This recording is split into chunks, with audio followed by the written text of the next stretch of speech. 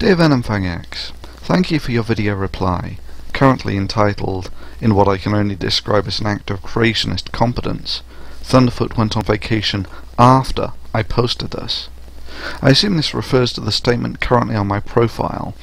Dear subscribers, taking a break to catch up with the real world stuff, yada yada yada, back in a month or so, T-Foot. Regrettably, the comments on my profile show that this change was made at least half a week before you posted your reply, or indeed before you even proposed a debate. Feel free to more accurately retitle your video, maybe something like, I waited till after Thunderf00t went on vacation before I posted this.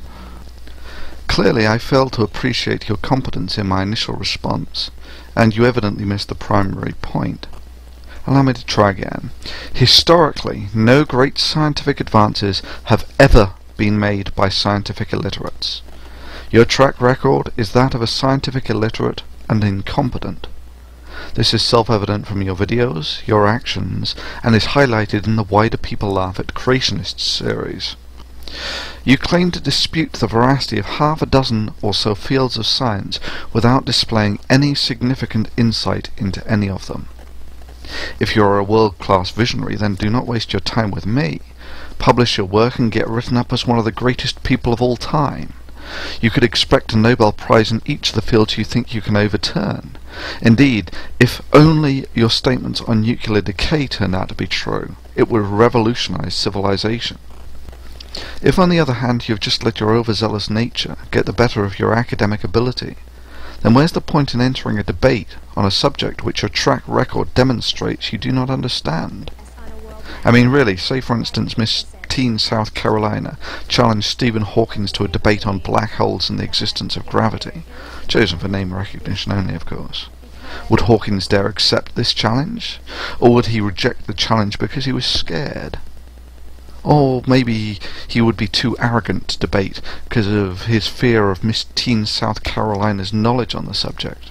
And even if Hawkins did decide that accepting this challenge wouldn't be an utter waste of his time, what purpose would this serve other than to publicly debase the knowledge gained by millions of man-hours of dedicated work by exceptionally smart researchers at the top levels of astrophysics by putting it on a par with someone whose knowledge of astronomy is limited to personally believing in US Americans? The concept of entering into a debate with someone who has a track record of ignorance on the subject is an absurdity.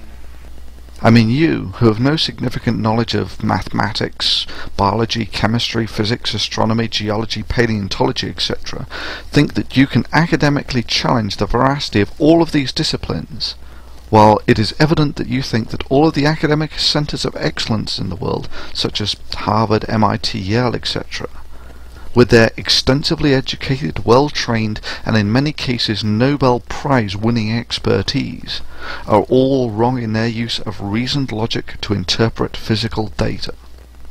For these reasons, Venomfangx, regrettably, it would appear that your position is not worthy of debate, but ridicule. Unless you can point out the flaw in this logic, the conclusion is inevitably that you are suffering from delusions of grandeur. There is no problem in having your head in the clouds, as long as your feet are on the ground.